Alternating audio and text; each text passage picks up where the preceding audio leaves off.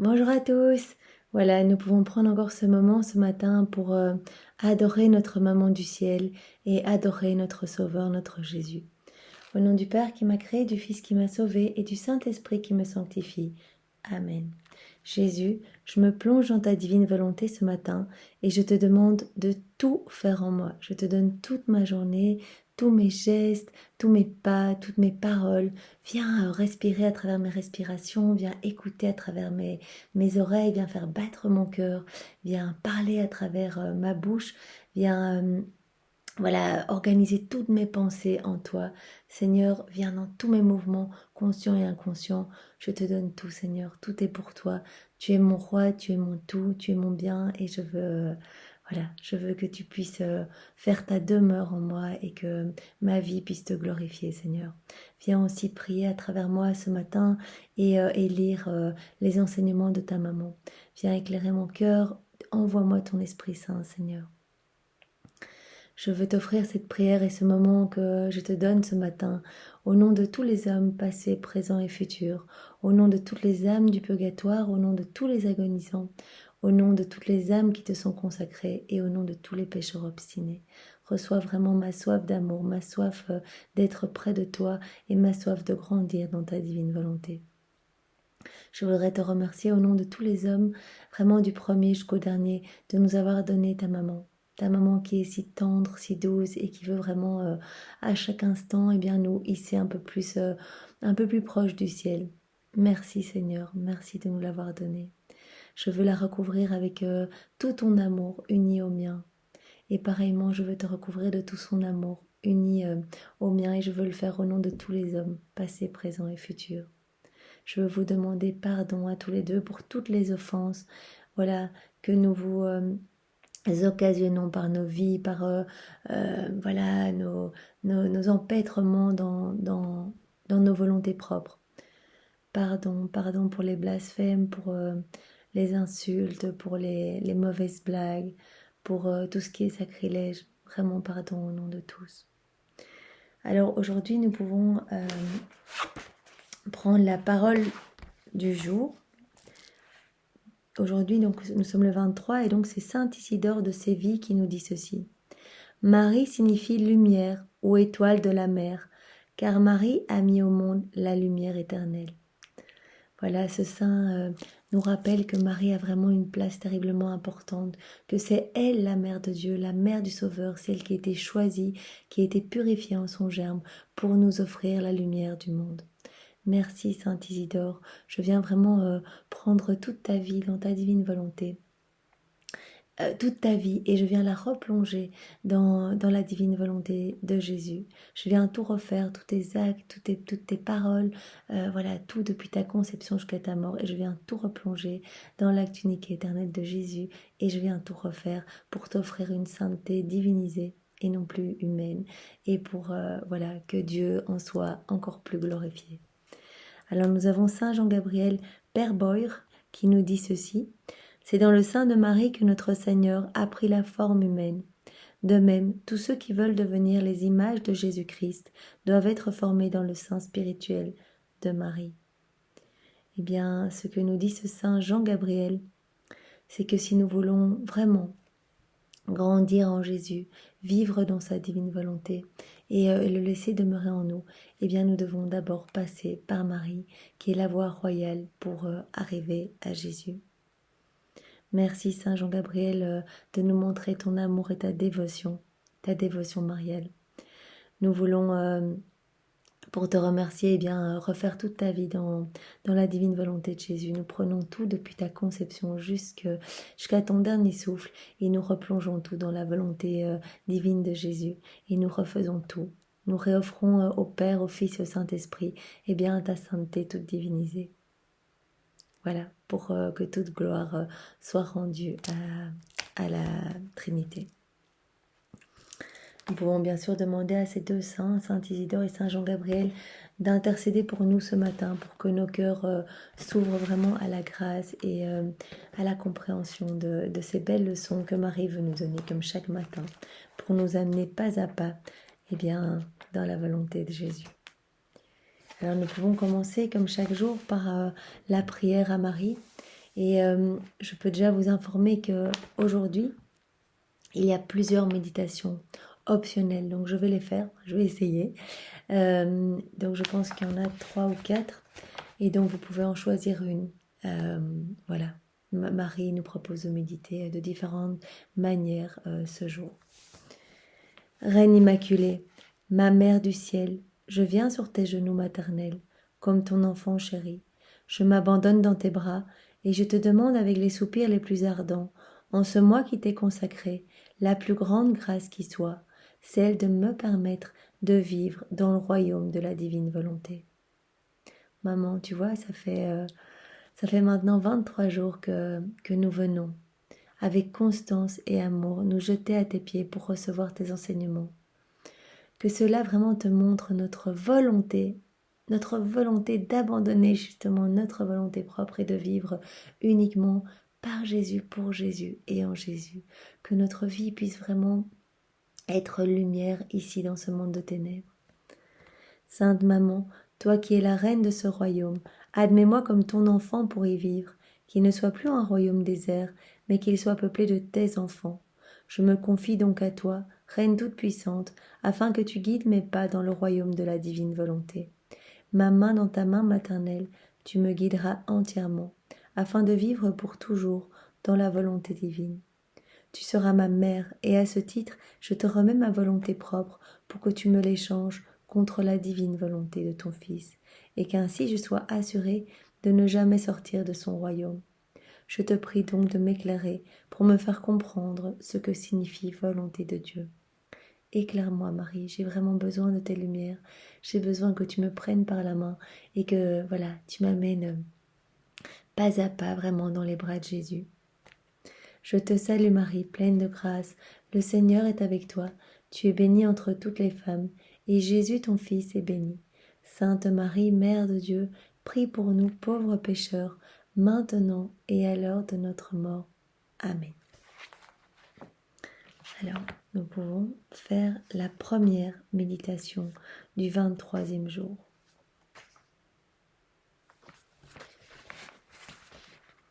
Alors, le titre pour cette méditation, La Reine du Ciel dans le royaume de la divine volonté. L'heure de la première douleur sonne. Dans un langage silencieux, une étoile appelle les mages à venir adorer Jésus. Un prophète annonce les douleurs de la mère et souveraine. Donc nous allons avoir la visite des mages et je pense la prophétie de Siméon. Je pense que c'est de cela qu'il s'agit. Louisa donc dit à Marie, il vient sur ses genoux et nous pouvons tous nous unir à Louisa qui nous représente. Ma très douce maman, me voici de nouveau sur tes genoux. Ta fille ne peut plus rester sans toi. Maman, le doux enchantement de l'enfant du ciel que tu serres dans tes bras ou que tu adores pleine d'amour dans sa mangeoire me ravit. Nous avons vu que Jésus est né, donc les jours précédents, et que voilà, les bergers sont déjà venus adorer.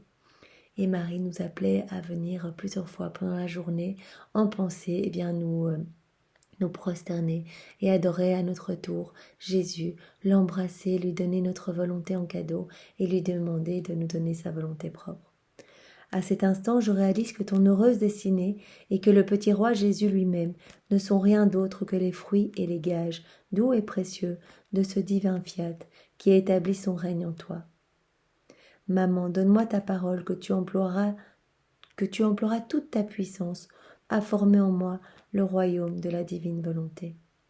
Louisa se rend bien compte que voilà tout l'état de grâce de Marie, de devenir la mère du Sauveur, eh bien résulte de la volonté divine, du fiat divin. C'est la Trinité toute sainte qui a tout décidé, qui a purifié Marie en son germe, qui l'a vraiment remplie des puissances de grâce, de sainteté, de beauté, de toutes les vertus. Elle est vraiment devenue par grâce ce que Jésus est par nature et vraiment que la Trinité très sainte a décidé voilà que Marie devienne la mère du Sauveur, qu'elle accouche de cette façon-là, de manière toute humble et toute simple dans une étable, et voilà qu'elle donne son Fils à l'humanité. Vraiment, elle n'a jamais usé de sa volonté propre, elle s'est toujours laissée guider par la volonté du Père. Marie donc répond à Louisa et à chacun de nous. Ma très chère fille, je suis heureuse de t'avoir auprès de moi. pour pouvoir t'enseigner comment le règne de la volonté divine peut s'étendre à toutes choses. Toutes les croix, les souffrances, les douleurs, les humiliations, marquées par la vie du fiat divin, sont comme de la matière première entre ses mains, pour constituer son royaume et l'étendre toujours plus loin. Sois donc attentive et écoute ta maman. Vous voyez toutes les souffrances que nous pouvons vivre, les humiliations, les difficultés dans nos vies, eh bien, si nous les donnons à Dieu, peuvent devenir comme de la matière entre les mains de Dieu, donc il va pouvoir pétrir cette matière comme un pain pour en faire vraiment de belles choses, pour faire jaillir de beaux fruits dans nos vies, pour que nous soyons des instruments vraiment entre ses mains et que nous puissions vraiment servir à la gloire du Père. Je demeurai encore dans la grotte de Bethléem avec Jésus et le cher Saint Joseph, comme nous étions heureux. Cette petite grotte, l'enfant divin et la divine volonté travaillant en nous, s'était transformée en paradis. Donc, comme je vous l'ai évoqué hier, eh bien, dans les écrits de Maria Valtorta, donc Maria Valtorta qui a vu vraiment bien tout ce qui s'est passé dans la vie de Jésus, et elle a pu voir aussi donc la naissance de Jésus, donc comment cette petite grotte, parce que c'était pas une étable comme on pense, c'était une grotte mais vraiment assez insalubre avec des chauves-souris, des toiles d'araignée partout, des excréments d'animaux, des fentes, il n'y avait même pas de porte, donc ils n'étaient même pas protégés du rude hiver. Au moment de la naissance de Jésus, tout est devenu comme un paradis. Donc vraiment la lumière s'est engouffrée à travers les fentes, tout est devenu absolument somptueux, les toiles d'araignée sont devenues comme de l'or, des pierres précieuses, chaque insecte est devenu vraiment lumière, et donc c'est vraiment devenu comme un paradis vraiment d'une beauté céleste. Je vous invite à écouter. Si vous ne l'avez pas encore fait, eh bien, vous pouvez trouver ça partout. Voilà, vous tapez sur YouTube Naissance de Jésus, Maria Valtorta, et vous allez écouter. C'est absolument sublime. Il est vrai que nous ne manquions ni de peine, ni de larmes, mais comparé aux océans de joie, de bonheur et de lumière que le fiat divin faisait surgir en chacune de nos actions, c'était de petites gouttes dérisoires à côté de ces mers. Donc c'est vrai que ça n'a pas été facile pour Joseph et Marie. Les conditions ont été rudes. Mais comparé à la joie et à la lumière que procurait Jésus, vraiment à la divine volonté qui arrivait en plein, ce soleil au zénith pour l'humanité, eh bien leur cœur, donc à Marie et à Joseph, était vraiment dans l'exaltation complète. Et puis la douce et aimable présence de mon cher fils était le plus grand bonheur qui soit. Chère fille, tu dois savoir que lorsque Jésus eut atteint son 8e jour, le fiat divin fit sonner l'heure de la souffrance en nous ordonnant de faire circoncire le charmant petit enfant. C'était une excision très douloureuse à laquelle nous devions soumettre le petit Jésus. C'était une loi en ce temps-là, loi par laquelle tous les aînés devaient subir cette intervention douloureuse. On peut l'appeler loi du péché et la loi de mon fils, qui était innocent, loi de l'amour. Mais comme Jésus était venu chercher non pas l'homme roi, mais l'homme pécheur, pour faire la paix avec lui et le relever, il voulut s'abaisser jusque-là et se soumettre à la loi. Vous imaginez Jésus qui est au-dessus de tout, qui est le roi des rois, qui est au-dessus de toutes les lois, qui est le créateur de l'univers, qui accepte par amour pour les hommes de se soumettre à cette loi pour montrer vraiment comment obéir, l'obéissance parfaite, et pour venir vraiment racheter et relever les hommes. Déjà par cette première effusion de sang.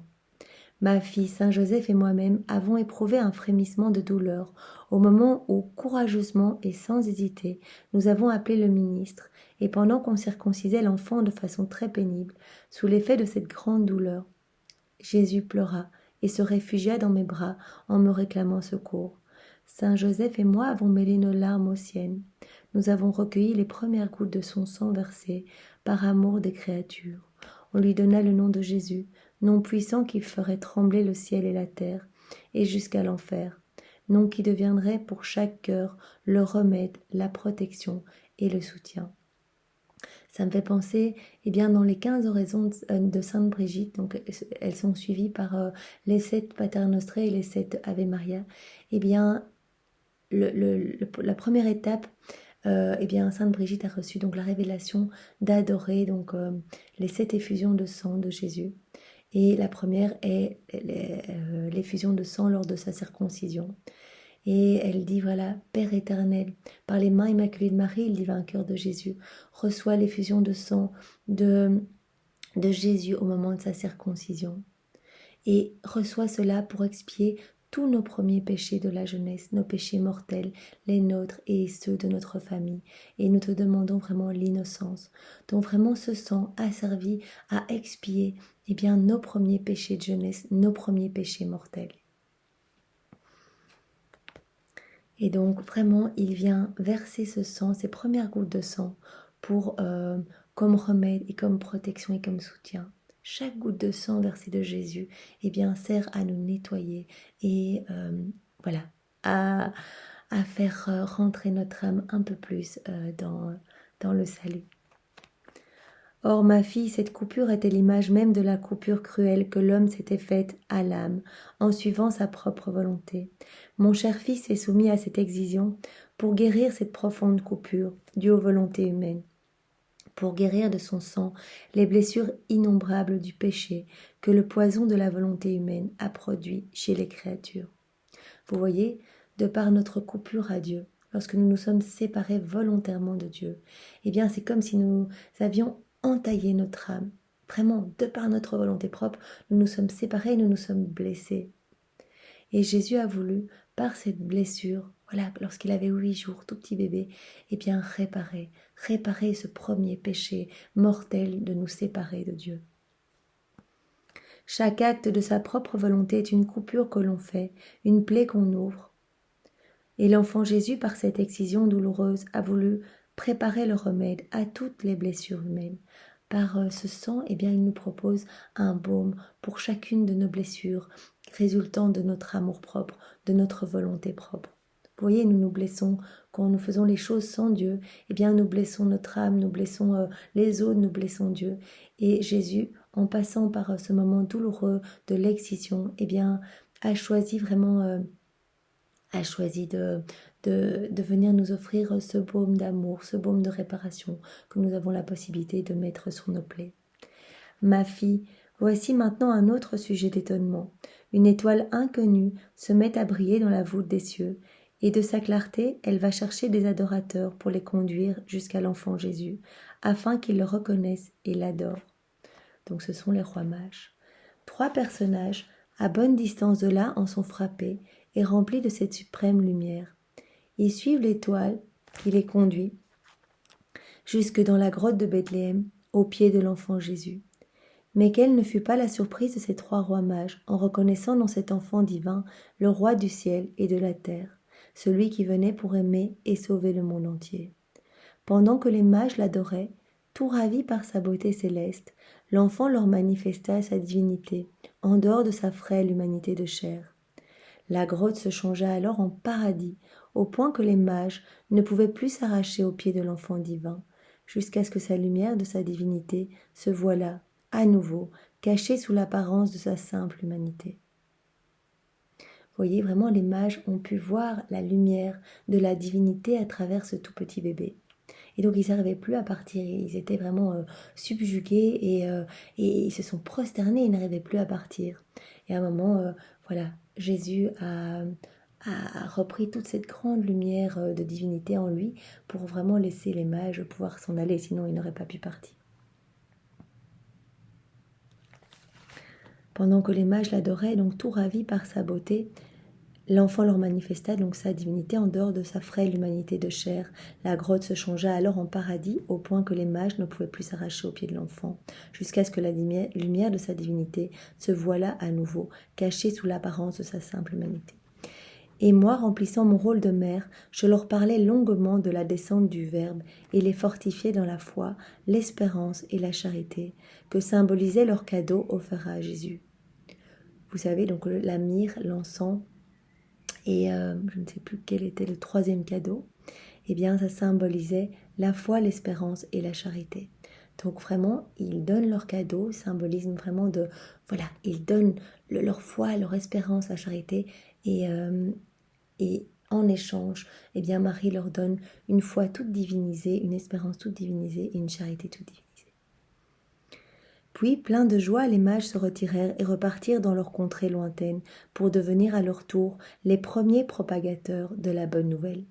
Eh bien, nous pouvons vraiment nous associer, nous unir aux trois rois mages et venir nous prosterner aux pieds de Jésus pour vraiment pour lui offrir eh bien, nos vies, pour lui offrir nos volontés propres, toutes nos misères, nos faiblesses, pour qu'il sanctifie tout et qu'il nous donne en échange eh bien, une gorgée de sa divine volonté. Ma fille, ne t'éloigne pas de moi, suis-moi partout. Il y aura déjà 40 jours que le petit roi Jésus est né, et le fiat divin nous appelle au temple pour satisfaire à la loi de la présentation de mon fils. Nous nous rendîmes donc au temple. C'était la première fois que je sortais avec mon doux enfant. Une veine de douleur s'ouvrit dans mon cœur. N'allais-je pas l'offrir comme victime pour le salut de tous? Vous voyez, c'est la présentation de Jésus au temple. Et Marie ressent déjà dans son cœur comme un glaive, parce qu'elle se dit, voilà, ça c'est vraiment le premier pas où je vais offrir mon fils à l'humanité entière, sachant qu'elle l'avait déjà bien sûr offert dès le début, puisqu'elle était dans la divine volonté, et que rien que le fait de le laisser vraiment à la portée de tous dans sa mangeoire, et que tous puissent le visiter, en la personne donc des bergers et puis des rois mages, eh bien elle avait déjà fait ce sacrifice de l'offrir au monde. Nous entrâmes donc dans le temple et nous adorâmes d'abord la majesté divine. Puis j'appelai le prêtre et déposai Jésus dans ses bras. Je fis l'offrande du céleste enfant au Père éternel, en l'offrant en sacrifice pour le salut de tous. Le prêtre était Siméon.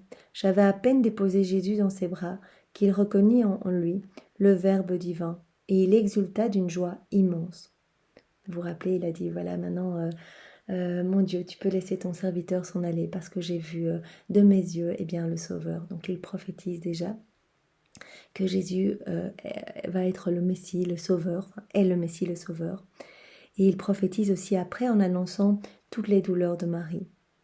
Dans le cœur de Marie, eh bien, combien le fiat suprême se mit à sonner à toute volée, la résonance vibrante de la funeste tragédie, de toutes les douleurs que Jésus aurait à subir. Donc elle a déjà ressenti au moment de la prophétie, où Siméon lui a dit, voilà, un glaive te transpercera le cœur, il sera vraiment à l'origine de divisions, etc.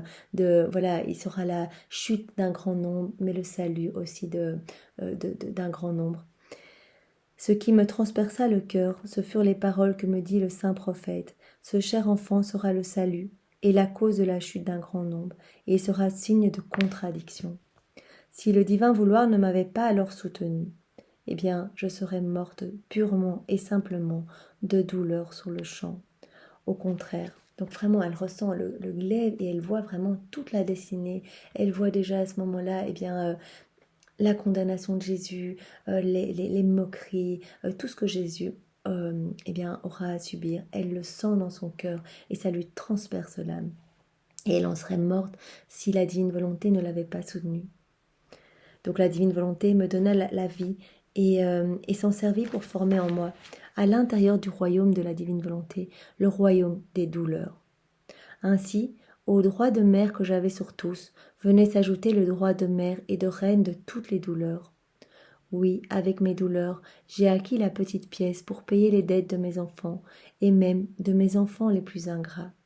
Donc Marie devient la reine des douleurs pour payer vraiment eh bien, tout ce que nous devons, cette dette divine que nous devons, cette reconnaissance et cette réciprocité d'amour que nous n'avons pas donnée lorsque nous nous sommes éloignés de Dieu. Eh bien Marie vient déjà la payer par ses souffrances. Ma fille, tu dois savoir que dans la lumière de la divine volonté, je savais d'avance toutes les souffrances que j'aurais à supporter, et même au-delà de ce que m'avait annoncé le saint prophète.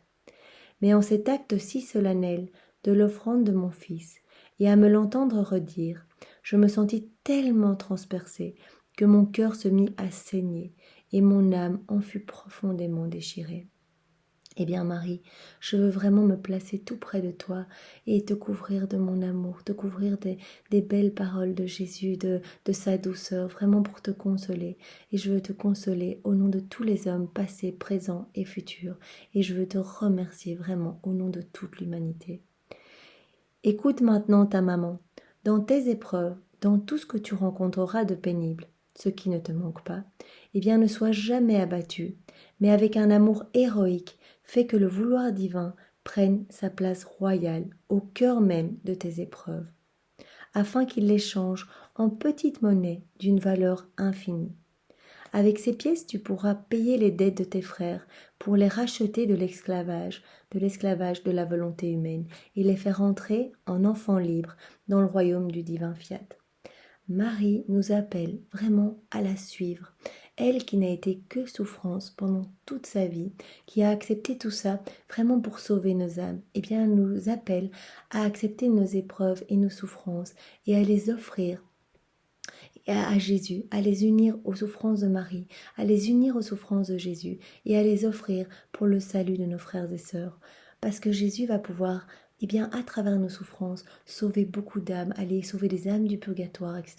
Donc, en unissant nos souffrances à celles de Marie et de Jésus, il va pouvoir redistribuer le fruit de ses propres souffrances à lui et des propres souffrances de sa maman. Louisa répond à Marie, « Sainte maman, dans ton cœur transpercé, je dépose toutes mes peines, et tu sais bien, toi, comment elles me transpercent le cœur. De grâce, sois une maman pour moi, et verse le baume de tes douleurs sur les miennes, de sorte que les utilisant dans le même but que toi, mes souffrances me servent de petites pièces pour acquérir le royaume de la divine volonté. » Chaque souffrance peut servir vraiment, voilà, de petites pièces que l'on offre au Seigneur pour qu'il convertisse des âmes, etc. Et il nous donne en échange, voilà, une petite gorgée de sa divine volonté. Aujourd'hui, le sacrifice que Marie nous demande, aujourd'hui, pour m'honorer, tu viendras dans mes bras, afin que je verse en toi les premières gouttes de sang que répandit l'enfant du ciel, pour guérir les blessures que t'a faites ta volonté humaine. Et elle nous donne une prière. Maman, verse ta douleur en mon âme et convertis toutes mes peines en divine volonté. Que toutes mes peines soient vraiment converties en une gorgée de ta divine volonté, Seigneur, pour que je puisse toujours plus avancer vers toi et que tu puisses, à travers mes souffrances, eh bien, venir dans ma petite humanité, reproduire ce que tu as fait lorsque tu as souffert toi-même dans ton humanité. Eh bien voilà, c'est dans la divine volonté de Jésus que nous avons lu ensemble, au nom de tous les hommes, passés, présents et futurs, eh bien ces beaux enseignements de Marie. Au nom du Père qui m'a créé, du Fils qui m'a sauvé et du Saint-Esprit qui me sanctifie. Amen. Soyez tous bénis dans la divine volonté et si vous le souhaitez, eh bien il y a d'autres pistes de méditation pour aujourd'hui. Donc je les annoterai et vous pourrez choisir celle qui vous convient. Bonne journée à tous dans la divine volonté. Au revoir.